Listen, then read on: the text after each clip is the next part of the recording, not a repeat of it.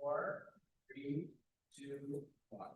In the spirit of respect, authenticity, and reconciliation, the town of Slave Lake honors and acknowledges that we are situated on the traditional lands of Sawridge First Nation within Treaty 8 territory, home to Indigenous, Métis, and Inuit peoples who have occupied these lands since time immemorial. Councillor Choba? I'd like to make an addition to the agenda to add closed session under ATIA section 19, 20, 29, and 32. So motion to adopt the agenda as amended with the closed session. Okay, any further discussion? Call to question, those in favor? And that is carried. Okay. Councillor Adams? Still not used to where the new button is. I'd like to make a motion that the regular meeting of council minutes from June 24th, 2025 be accepted as presented. Further discussion? Call to question, those in favor? And that is carried. Okay, we're going to move right into our public hearing as there's 290 pages of documents here. Thank you, Joanna. So I'm going to declare the public hearing open and state that the hearing is held pursuant to sections 216.4, 606, and 692 of the Municipal Government Act 2000 as amended. Bylaw 14, 2025, the Town of Slave Lake Municipal Development Plan, and Bylaw 15, 2025, Town of Slave Lake Land Use Bylaw are being presented for this public hearing. Notice of the hearing was given in writing to the applicant and the assessed landowner or landowners and the Planning and Development Officer. Notice of the hearing was advertised on the town's website from June 24th, 2025 to July 8th, 2025. Any presentations are to be brief and to the point, with exception of our Planning and Development Officer here, because I don't believe this one will be brief. The order of hearing for presentations will be the Planning and Development Officer, those in favor of the bylaw, those opposed to the bylaw, and any person deemed to be affected who wishes to be heard. All persons giving presentations during public hearings are to state their name and address if they are getting up to speak. I can allow questions from members of council after each presentation, as well as allow rebuttal from persons having given presentations. And that we will declare the public hearing open. And Joanna, the floor is yours. Good evening, Your Worship and members of council. The Planning and Development Department is proud to present the Town of Slave Lake Municipal Development Plan Bylaw number 14, 2025, and the Town of Slave Lake Land Use Bylaw number 15, 2025 for public hearing. This milestone represents the accumulation of 18 months of dedicated work and collaboration. We would like to extend our sincere thanks to the department staff, senior leadership team, council, and the community members who contributed their time and insights as part of our public advisory committee. We also gratefully acknowledge the participation of business owners, community stakeholders, and residents of Slave Lake who shared their perspectives through surveys, open houses, and other public engagement opportunities. Your valuable input has played a key role in shaping both the municipal development plan and the land use bylaw being presented this evening. Together, these documents will serve as important tools to guide growth, support sustainability, and enhance the livability of our community for years to come. Slide. So during this presentation, we'll provide an overview of the project, including its background, the goals that were established at the outset, and how these goals aligned with the Town of Slave Lake strategic plan. We'll also highlight what we heard from the community throughout our public engagement efforts and explain how that feedback helped shape the updated documents. This has been a comprehensive initiative focused on red tape reduction, improved clarity, and enhanced transparency.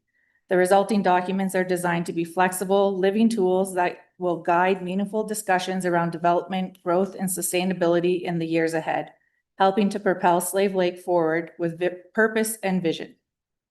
And finally, we'll present the proposed motion for council's consideration later in the meeting. Slide. Just to give a background, all municipalities in Alberta are required by the Municipal Government Act to have a Municipal Development Plan, or MDP, and the Land Use Bylaw, or the LUB.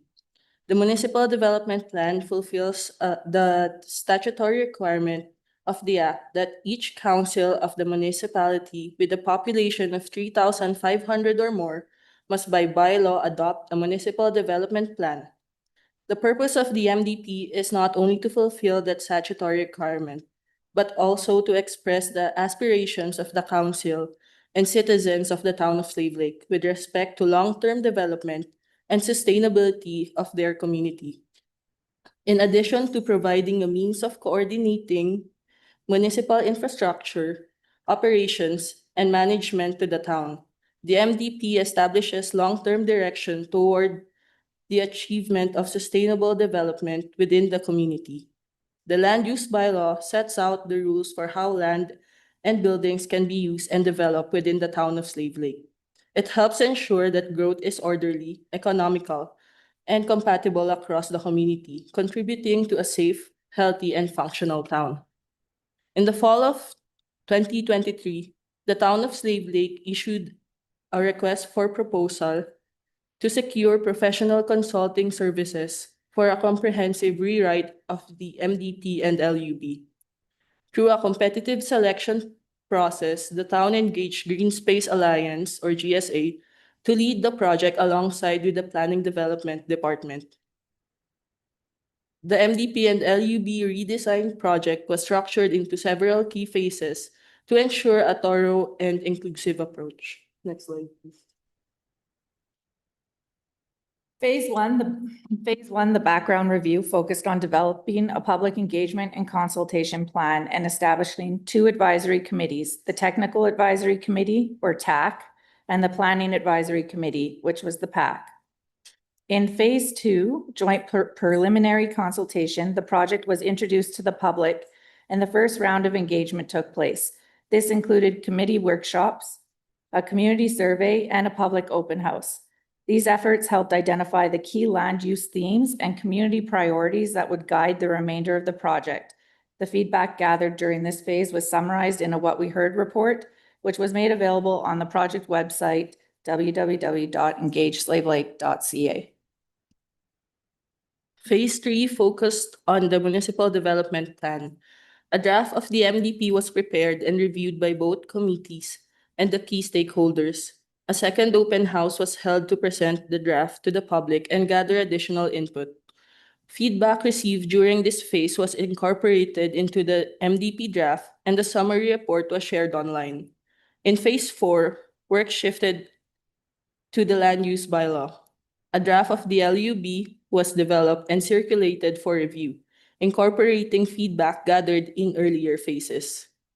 It was presented to the public during a dedicated open house with major proposed changes highlighted.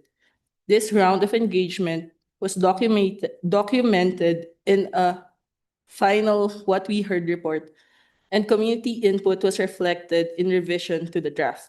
The MDP and the LUB were circulated to Sorridge First Nation, Municipal District of Lesser Slave River, High Prairie School Division, Living Waters Catholic Separate School Division, and the Slave Lake Christian Academy for review and input. As well as the mentioned stakeholder reviews, both draft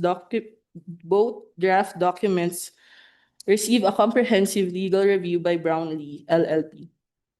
As well as most recently, a final open house was held to provide an opportunity for members of the public to share their thoughts and comments on the drafted documents. The project is now on its final phase, phase 5, finalization and approval.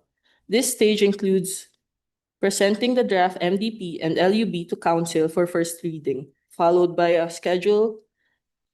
scheduling of a public hearing to allow for formal public input before the bylaws proceed to second and third readings. At each stage of drafting, input received through engagement activities was used to refine and improve the documents. Throughout this process, both advisory committees and the broader community were actively involved in shaping the final draft of the MDP and LUB, ensuring the documents reflect the evolving needs and aspiration of Slave Lake. Next slide, please. At the outset of the project, administration worked with GSA to establish key goals for the review and rewrite of the documents. Our objectives included streamlining the content, reducing red tape, and creating documents that clearly reflected the town's priorities and development processes in a way that was transparent, accessible, and easy to navigate for all users.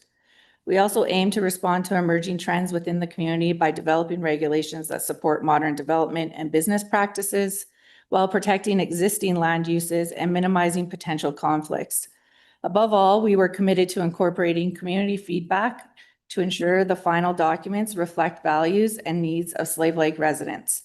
Our project goals were to streamline the documents, reduce red tape, enhance clarity and transparency, ensure documents are accessible and easy to understand, incorporate emerging trends and best practices, protect existing land uses, and to integrate community feedback. We've also taken several steps to ensure that the updated documents reflect both our community's goals and the practical needs of development. Secondary suites have been expanded across residential districts, not only by adding them as permitted uses in more areas, but also by recognizing a wider variety of suite types. In industrial areas, we've adjusted landscaping requirements to better balance aesthetics with functionality. We also streamlined the document by combining overlapping districts and uses, improving overall clarity and usability. Throughout, we aim to recognize and respond to changing community trends because as time passes, needs evolves. Incorporating public feedback played a major role, especially in making the document more transparent and easy to navigate. To that end, we've added clear graphics and tables, improved the organization and layout, and focus on using plain language to make the MDP and LUB accessible for everyone, from residents to developers to town staff. Next slide. The Town of Slave Lake 2025 Municipal Development Plan fulfills the statutory requirement of the Municipal Government Act. The purpose of this MDP is not only to fulfill that statutory requirement, but also to express the aspirations of council and citizens of the Town of Slave Lake. The previous MDP was adopted back in 2007, and while it served us well, it was due for an update. This new version builds on that foundation and reflects the evolution of our community over the past 2 decades. It aligns with newer plans like our 2017 Downtown and Main Street Area Structure Plan and our Tri-Council Regional Growth Plan and Intermunicipal Development Plan, both from 2014. Next slide. We've modernized the content to be more user-friendly, incorporating plain language, clear visuals, and a new section called How to Read This Plan's Policies. This section introduces 3 levels of policy intent: ensure, high priority with firm town commitments; promote, aspirational goals we'll actively work towards; and support, conditional or community-led initiatives we're open to facilitating. In addition to clarifying our levels of policy intent, ensure, promote, and support, the updated MDP now clearly lays out the action terms associated with each. These terms help us translate policy intent into practical decision-making and day-to-day implementation and help everyone understand what's expected. These combinations of intent and action help keep our policies transparent, practical, and consistent. Whether you're a resident, a business owner, a developer, or part of town's administration, you can now better understand just not what the policy is, but what kind of response or action to expect from the town. This structure reinforces the MDP's role as a living, working document that helps guide decision-making over the long term. Next slide, please. A big part of this update was community engagement. From January 2024 to April 2025, we held online surveys, open houses, and partnered with local events to get people talking. What we heard shaped the guiding principles of the new plan. These priorities came directly out of public engagement. So priorities like enhancing quality of life, supporting diverse and affordable housing, building a vibrant downtown, strengthening our connection to the lake, efficient and sustainable infrastructure, promoting inclusion and cultural vibrancy, growing tourism, and supporting economic development. We've also added a practical action plan section to guide how the policies get implemented and tracked over time, something that was missing in the previous version. And this makes the MDP a true working document and not just a shelf piece. Finally, the updated plan gives the document a fresh look, incorporating tables, graphics, and clear diagrams to make it easier to navigate. Next slide, please. Another key feature of the 2025 MDP is the updated land use concept map, which provides a high-level visual guide for how land is intended to be used and developed over time. Several important changes have been made to better reflect current development trends and future needs. Notably, some lands previously designated for residential development have been reclassified for potential industrial use, responding to increased demand for industrial land and employment-generating development. A new regional commercial area has been introduced along the waterfront, creating opportunities to strengthen the town's connection to the lake and enhance tourism and local economic activity. Additionally, mixed-use areas have been added to support more flexible and vibrant development forms. And these changes were informed by the minor growth study undertaken as part of our MDP update, which provided a data-informed assessment of how much land is needed for residential, commercial, and industrial growth as we move forward. The study revealed that the town had an oversupply of land currently designated for residential and commercial use as projected in our growth study numbers, allowing the town to thoughtfully rebalance its land base to support long-term growth and diversification. The updated map is also clearer and more user-friendly, helping to guide future planning decisions with confidence. Next slide, please. The Land Use Bylaw, or LUB, is the primary tool the town uses to regulate how land is developed and used. While the Municipal Development Plan excuse me, sets a long-term vision for growth, the LUB is what implements that vision on the ground. It divides the community into zoning districts, such as residential, commercial, or industrial, and outlines what types of development are allowed in each area. It also sets detailed standards for things like building height, lot sizes, setbacks, parking, and landscaping.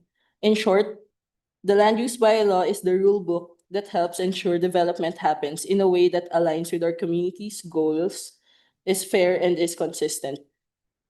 The current LUB, number 2022-2007, originally adopted in 2007, has been amended more than 160 times. Over time, it became clear that a full revision was needed to address evolving development trends, simplify the document, and better reflect the needs of the community.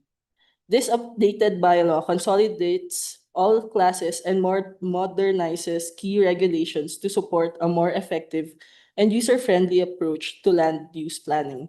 Next slide, please. The current land use bylaw includes 11 residential, 6 commercial, 6 industrial, and 7 special land use districts, 30 in total, which, while this level of detail once served the community well, it has also added unnecessary complexity to our regulatory system. In the draft land use bylaw, we've streamlined the number of land use districts from 30 to 20 through the consolidation of similar districts. This change is the result of a careful assessment of each district's permitted and discretionary uses. Where districts shared similar functions, they've been merged in a way that preserves existing activities while reducing red tape. The goal is to create more efficient, modern, and user-friendly bylaw, one that supports development without being a barrier to it. Next slide. In addition to consolidating our land use districts, we also undertook a thorough review of all listed land uses within the bylaw. The current land use bylaw includes 182 individual uses, many of which were overlapping, redundant, or only slightly varied in definition. Through this review, we've streamlined and modernized the list to 90 well-defined uses. This consolidation helps eliminate confusion, reduces duplication, and provides greater clarity for applicants, developers, and decision makers. By grouping similar uses and updating terminology, the new bylaw better reflects current development trends, improves ease of interpretation, and ensures a more consistent and transparent application process. Next slide, please. The proposed land use bylaw 15/2025 includes an update to the land use district map. As part of the bylaw overhaul, the town proposes to rezone all properties to their closest equivalent district under the new bylaw. This approach ensures that each property retains development rights that are as close as possible to what currently exists, resulting in little to no loss of use or potential use. By carefully aligning existing properties with the most compatible new districts, we also significantly reduce the number of properties that would otherwise become legally non-conforming under Section 643 of the Municipal Government Act. This minimizes confusion, protects existing developments, and allows property owners to continue operating as usual while still aligning the community with a clearer, more efficient land use framework. Next slide, please. The proposed land use bylaw introduces key updates to support modern housing, business, and tourism needs in Slave Lake. Short-term rentals such as Airbnb and VRBO will be formally recognized through 3 categories: in-home, home lot, and commercial, each allowing 4 accommodation units with clear requirements for parking, signage, and permissions. This framework balances economic opportunity with neighborhood standards. Home-based businesses will also be simplified, moving from 5 categories to 2: minor, limited to resident-only operation with minimal client traffic, and major, which allows non-resident employees and higher visitation. These changes support entrepreneurship while protecting residential character. Similarly, secondary suites are being streamlined into 3 types: principal building, garage suite, and garden suite, with consistent rules around density, parking, amenity space, and design. Altogether, these updates aim to reduce red tape, reflect current trends, and offer more flexible, practical options for residents, while maintaining livability and community integrity. Next slide. As part of the town's commitment to resilient and sustainable development, the proposed land use bylaw introduces several important updates. Fire smart regulations have been added to reduce wildfire risk, particularly in areas near wildland urban interface. 2 new zones, Fire Smart Development Area A and Area B, have been identified, each with specific requirements for construction materials, landscaping, and wildfire risk assessments. Measures include mandatory buffers between coniferous trees and structures, non-combustible zones, and the use of the fire-resistant siding, roofing, and fencing materials. The bylaw also modernizes sign regulations, consolidating 23 sign types into 11, simplifying how signage is approved across districts and clearly identifying where signs are permitted, where they are discretionary, or where they are not allowed. Updates to landscaping standards provide more flexibility, yet aesthetically consistent requirements for commercial, industrial, and other non-residential developments, while still aligning with Fire Smart guidelines. Lastly, to improve the administrative efficiency, fines have been removed from the land use bylaw itself.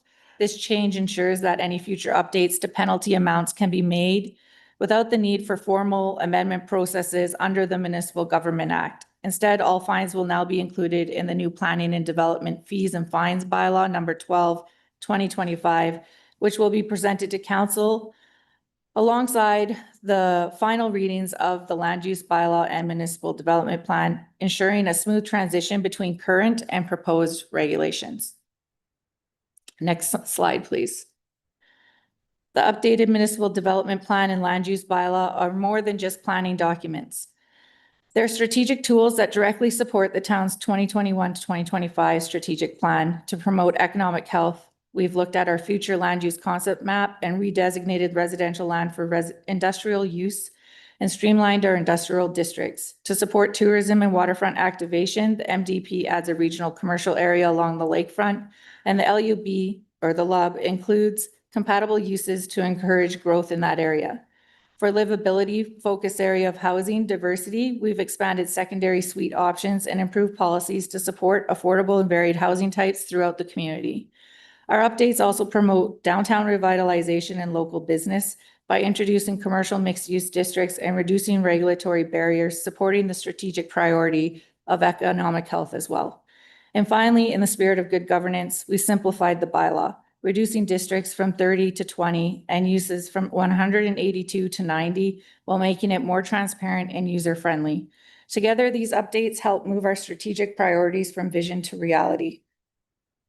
Next slide, please. You can go back a slide, actually. That's for later. The municipal development plan sets out a long-term vision for the town's growth and development. It identifies where future residential, commercial, recreational, and community service areas will be located, while also including policies that guide infrastructure planning, transportation networks, and environmental protection. The land use bylaw provides clarity and certainty for residents, businesses, and visitors about the types and forms of development permitted in various areas of the community. To support sound planning practices, both the MDP and LUB should be regularly reviewed and updated to respond to emerging trends, new development types, and the changing needs of the municipality. The last full rewrite of these documents occurred in 2007. Since then, they have been amended more than 180 times, 22 amendments to the MDP and 160 to the land use bylaw. Highlighting the need for this comprehensive update, the current updates to the MDP and the land use bylaw are the results of extensive collaboration between administration, town council, external stakeholders, and the public. The revision aims to improve clarity, streamline regulatory processes, accommodate modern development forms, and incorporate community input. In closing, the proposed municipal development plan and land use bylaw represent a major step forward in shaping a more transparent, functional, and forward-looking planning framework for the town of Slave Lake. These documents reflect 18 months of dedicated work, meaningful public engagement, and thoughtful alignment with the town's strategic plan. They simplify and modernize how we guide development, respond to emerging trends, and support a strong, sustainable, and inclusive community. With clear policies, streamlined regulations, and a renewed commitment to good governance, these tools will help ensure that Slave Lake remains a place where residents, businesses, and future generations can thrive. And with that, we'll conclude our presentation for the public hearing. Any questions, council? I'll chime in. First, I really want to thank administration for the incredible amount of work that went into this comprehensive update. It's definitely a marathon and not a sprint, and it's a lot. As you can see, there's 290 pages in the agenda about it, so there's a lot of volume there. For me, the update I think was needed because with the last rewrite being 2 decades ago, and we have 160 amendments to the LUB that indicates that our community has changed and that this document needs to change and be updated to a new base to work from. I appreciate the deliberate, transparent process with the 5 phases of engagement and the stakeholder involvement. And I also appreciate that it's more user-friendly. As someone who in the last 4 years has had to reference the land use bylaw and MDP a few times, it's challenging to navigate. So taking down those barriers for new developers and existing landowners is very important. For me, I also appreciate the flexibility for mixed-use developments and affordable housing, secondary suites, modular housing, tiny homes, supporting all of those needs so that community members have the choice of type of home in the appropriate district. I think that just makes more sense and reflects the reality of the world that we live in. And yeah, I think that, this really just signifies that Slave Lake is open for business and that it's open for growth. And it's a signal to investors, developers, and families that, we're serious about building a vibrant, inclusive, and forward-looking community. And that's a lot to put all these regulations, all these, variances for front yards into taking it up a higher level to what it actually means for us. So again, I just really appreciate administration's work on this. And I don't have any questions at this time, but I'll open it up to the rest of council. Councillor Adams. Just got a couple overarching ones. One that honestly, I didn't really think of until we were going through this again. But as far as the intermunicipal development plan, when was the last time that was fully updated? So the IDP was last done in 2014 in collaboration when the Tri-Council Regional Growth Plan was done. We have had talks with the MD, Lesser Slave River, about doing an update to the IDP. We actually had started the project and then it was put on hold. So we'll be following up with that once this is And then what about our own area structure plan? They used to be very old, So. like 88 or something, right? Yeah, all of our ASPs have been developed to their full content except for the Southwest ASP, which is everything south of Highway 2. So Cornerstone, Glory Land, all those areas. With the exception of Sunset Place in the southwest quadrant of the community would be the So last area. with those being the higher level documentation, because if I understand, it goes MGA, then the intermunicipal, then the town or MD, intermunicipal area structure plan, then it goes to the MDP, then it goes to the area structure plan, then it would go to the land use bylaw. With MD, those, sorry, I think it's MDP before area structure plans. yeah, for the area structure plan, but not before the intermunicipal area structure. You mean the IDP Oh, that's above that. or tri I thought, okay, maybe I'm mixing it up. Okay. But anyhow, what I'm getting at is, will any of those changes impact and require us to make changes to these since they are governing like above? They were all considered during the process of this rewrite and we looked at all of our area structure plans to align with this rewrite so that we wouldn't have to go back and amend. Like I said, the only one is that Southwest area structure plan that Yeah. So with the amendment to the MDP, with that change on changing some of those lands from residential, future land use concept map from residential to industrial, that area structure plan may need to be looked at just to try and shift some stuff around. Yeah, but it aligns with the IDP because the IDP, which is intermunicipal development plan, has theirs put as out on the outskirts of the town boundary there. That's slated for business industrial. Administration's put it on the board there, Steve. Yeah. Sorry, I thought there was one more in between. Good enough.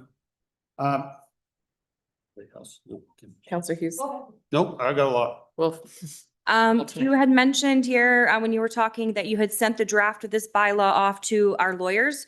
I'm assuming that was for like an extensive review against the MGA. Can you just elaborate on what exactly? Yeah, so this went to Brownlee LLP, our legal review, both documents and also the proposed fees and fines bylaw all went for review for a legal review. Came back very well, some minor wording changes, nothing major. Mostly they just told us to stop reiterating the MGA throughout our document because the MGA takes precedent. It's already there. There's no need for us to put it in our own documents when it's already a legislative framework. So. Perfect. Okay, thank you. Counselor Adams. My other question was around I feel one of the biggest changes in this bylaw is the powers that are given to the development officer and their discretionary abilities over what they used to be. The ability to not bypass, but not have it go to the MDP as often. So how is that controlled enough that it still allows the public to have their say, but at the same time, we're cutting red tape? Yeah, so the new land use bylaw has what we call Class A and Class B developments. So anything that is deemed a Class A is considered as of right. It doesn't go to MPC. It's just something, as long as you can meet the regulations, you get approval for it. A Class B is what we used to call discretionary uses. So anything that we would have the ability to not send to MPC would likely be a Class B type of permit or some kind of decision that would be made. Everything else that comes with a discretionary use or a discretionary decision would still apply. That means we would still have to notify adjacent landowners. We would still have to put out public notices. We would still, the only thing is that it would save that longer time frame of waiting for an MPC meeting. In the off season, MPC only meets once a month, the first Monday of every month. So if you come to us on the Tuesday after that meeting, you have to wait 4 weeks for your application to be reviewed. So in certain cases where we could now make that decision, but we would still have to notify everybody. There would still be a little bit of a waiting period for people to get back to us if they have any concerns. Usually the way it works is you notify after a decision has been made so that it gives the applicant a little bit of room as well as allows people the process to appeal the decision that was made. So they can still come through for and request a public hearing. Would that be then through the SDAB process or? The appeal process, Yeah, you mean? Yes. yeah, if they have. Yeah, a it concern would, for it would actually go to MPC first and then SDAB for an appeal process. Yeah. So even though you've approved it, the public can go, no, that's not right. It would then go to MPC. From there, it would then go to SDAB. Yeah. Okay. So if we approve something somebody didn't like, there is an appeal process still. I believe from sitting on MPC, so there's things, for instance, in Fournier Place where every single lot is likely going to require a variance to the front yard setback that are identical and have already been approved for the previous homes that were built 10 years ago there. Something like that is, yes, a discretionary use, but because it's being consistently applied across all the properties, wouldn't have to come to MPC.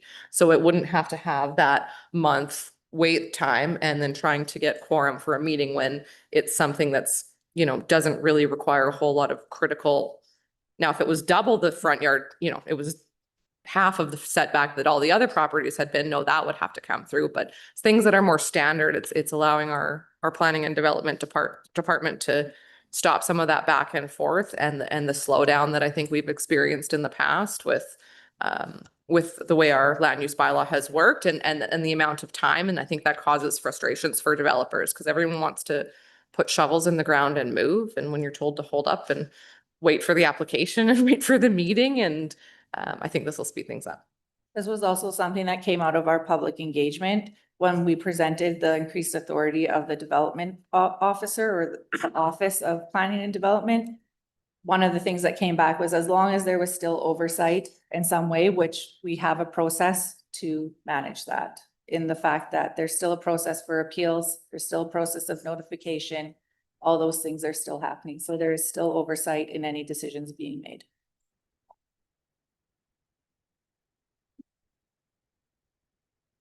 But anything further? Those are my big ones. Okay, thank you.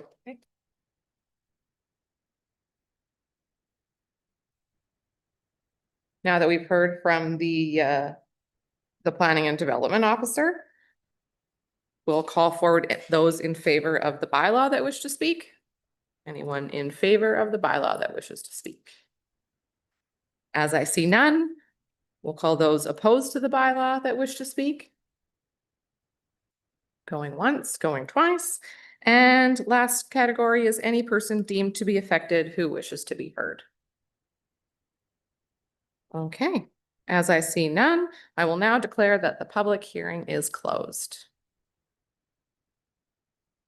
And the new business is this report. I'm gonna make her read it all. Did you do that for like the camera's effect? So you. In and out. Good evening, your worship and members of council. So the purpose of this report is to present the Town of Slave Lake Municipal Development Plan Bylaw 14/2025 and the Town of Slave Lake Land Use Bylaw number 15/25 for second reading. A lot of my report is what I just presented, so I'm going to give you guys your options. You could defeat bylaw 14/2025. You could defeat bylaw 15/2025, or you could give both bylaws second readings. So the notice of the public hearing was advertised through multiple channels to ensure broad community awareness. This included publication on the Town of Slave Lake's website, social media platforms, and digital signage. Additionally, the notice appeared in the local newspaper and was included with the July utility bill distribution. Policy implications, the municipal development plan and land use bylaw were drafted concurrently, ensuring the alignment of regulations with the overall vision of the town's future was maintained between the documents. Area structure plans were considered when drafting the MDP and land use bylaw to ensure that future land uses plans align with these plans and vice versa. Administration consulted other departments throughout this project to ensure that the MDP would support any policies or master plans within their own departments regarding future development of services. As stated above, the new municipal development plan and land use bylaw are directly supported by statements within the Town of Slave Lake strategic plan, such as economic health, livability, relationships and partnerships, and so on. So our recommendation is to give the Town of Slave Lake Municipal Development Plan bylaw bylaw 14/2025 second reading, and to give Town of Slave Lake land use bylaw number 15/2025 second. Just for note, we have third reading of these bylaws scheduled for August 12th. Counselor Gramlich? Since I heard this last night and I heard it all today, I don't need to hear it again. I'll just move to give Town of Slave Lake Municipal Development Plan Bylaw number 14/2025 second reading. Motion on the floor. Any further discussion? Counselor Hughes? Yeah, I did just have a further question here regarding the addition of the Fire Smart regulations. Will that have an impact on the current property owners, or what does that look like? Because that's kind of the one newer addition that sticks out to me. So I was just hoping you could elaborate a little bit more. It doesn't have any effect on any current property owners or buildings or anything that is currently built in those area A or B. Okay. Area A being the wildland urban interface area, so anything on our fringe of the community. Any new development would be subject to those regulations. However, I just want to note that I believe, and maybe Mr. Pavic can weigh in here, that there are regulations coming into effect where these same things are gonna be included in building code bylaws in Alberta, building code safety regulations. So provincially, they will be. Yes, coming. there will be a requirement provincially, not just through us. That is not surprising at all, but yeah, I just wanted to elaborate. I think that might be something that may stick out to people and they could be wondering just for the general public. So, okay, thank you, Joanna. Counselor Adams? Just two things, I guess. One, I do have concerns about the hierarchy being there, but I understand for sake of time and this being an 18-month project as it is, to wait for the municipal piece to be done first is not practicable. I get that. The other thing, I really appreciate how we're taking our time with this, is just to council as well as to how you guys are presenting it, as far as putting a fair amount of time between each reading that allows the public to fully digest what's here, because it is a lot. It does impact everybody, although they may not realize it. When they go to put that shed up, they'll realize it. But so that part, I do appreciate that we're doing that. Overall, there's some small things in here I don't like as a citizen for it, but overall, I think this is a good working document you guys have put forward. Your alignment, from what I can tell anyways, and what I've read with comparison to the MGA, with even in line with what other municipalities are doing, is very good. I commend you on that. So I'm Thank you. in favor of this. Okay, any further discussion? There's a motion on the floor. Call to question, those in favor, and that is carried. Counselor Choba? First of all, I want to thank you, Joanna, for all the work that you put in and admin. I think you've done a fantastic job so far. With that, I'd like to move to give Town of Slave Lake Land Use Bylaw number 15-2025 second reading. Motion on the floor. Any further discussion? Call to question, those in favor, and that is carried. Thank you. Thanks, Joanna. Next up, we have council meeting schedule. Alex, this one's to you. Thank you, Mayor and Council. And just a quick update, the Alberta Fire Code will probably be updated in 28. And that would probably be when they start to, there is a bit of Fire Smart in there now, but it would start, the building code would start to add more to that in 2028, 2029, when the next one comes out. So they will start to align more with our current, or our new land use bylaw and coming up. The report before you is the council meeting schedule. Annually, the council meeting schedule is selected by council. The council meeting on July 15th, due to our smaller number of council and there's a potential for not having quorum, a decision was made to cancel that meeting. So the motion before you is to accept the amended schedule as presented. Hughes? I will move to accept the 2024-2025 meeting schedule as amended with the removal of the July 15th, 2025 Committee of the Whole meeting. Motion on the floor. Any further discussion? Call to question, those in favor, and that is carried. Okay, we're gonna move right along into question period. Any questions from council for administration? Counselor Hughes? Alex, I was just curious, are we doing a grind and fill line painting at the center there by 7-Eleven, or what's happening there with the lines? Yeah, it was advertised this morning that they're starting. Oh, I didn't even see it. I haven't looked at Facebook all day. from the train tracks to Sixth Ave Southwest is Okay. being prepped for it, and it'll probably, Perfect. they'll start the actual work in the next day or so. Next day or so? Yeah. Okay. Yeah. awesome. Yeah, I went out on Voyant too. I think I got it this Yeah. morning on my phone. Oh, good. I actually haven't been on my phone all day, if you can believe that. Thank you. Anything else for administration? Okay, then we will move forward into State of the Lake. I've got a couple things here. I just wanted to thank the Chamber of Commerce for another Riverboat Days weekend, as well as a big thanks to our town staff who does a ton of the behind the scenes work regarding prepping the site, managing traffic and parking for the carnival, and then setting up the barriers for the parade and to block off the downtown there. So their efforts really help make it all run smoothly. As you can see from the council meeting schedule, we are taking as traditional a short break from regular meetings as we do every summer. So also so that Joe can get a break from his local paper reporting for council and just enjoy our far too short summer season. So we hope you guys all enjoy the break, and then we'll be back for August 12th. That'll be the first council meeting back with the third reading of this land use bylaw. And then as far as events go, I'm just gonna throw a shout out to one event this weekend that's coming up. It's the second annual Crash for Cash Demolition Derby. That's going to be up at the Flat Top Derby site, which is just south of town.